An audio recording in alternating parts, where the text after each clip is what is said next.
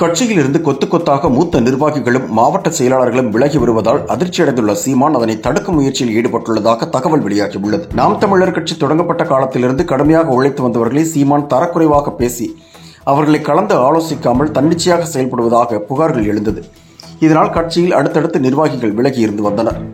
இதனால் அதிர்ச்சியடைந்த சீமான் அவர்களை அழைத்து சமாதானம் செய்யும் நடவடிக்கையில் தற்பொழுது ஈடுபட்டு வருவதாக கூறப்படுகிறது. கட்சியில் இருந்து கொத்து கொத்தாக மூத்த நிர்வாகிகளும் மாவட்ட செயலாளர்களும் விலகி வருவதால் அதிர்ச்சியடைந்துள்ள சீமான் அதனை தடுக்கும் முயற்சியில் ஈடுபட்டுள்ளதாக தகவல் வெளியாகியுள்ளது. நாம் தமிழர் கட்சி தொடங்கப்பட்ட காலத்திலிருந்து கடுமையாக உழைத்து வந்தவர்களை சீமான் தரக்குறைவாக பேசி அவர்களை கலந்து ஆலோசிக்காமல் தன்னிச்சையாக செயல்படுவதாக புகார்கள் எழுந்தது. இதனால் கட்சியில் அடுத்தடுத்து நிர்வாகிகள் விலகி இருந்து வந்தனர்.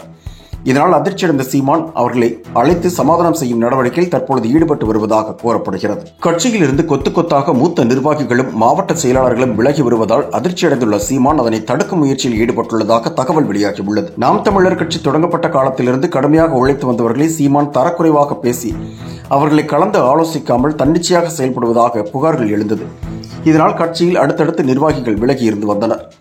இதனால் அதிர்ச்சியடைந்த சீமான் அவர்களை அழைத்து சமாதானம் செய்யும் நடவடிக்கையில் தற்பொழுது ஈடுபட்டு வருவதாக கூறப்படுகிறது.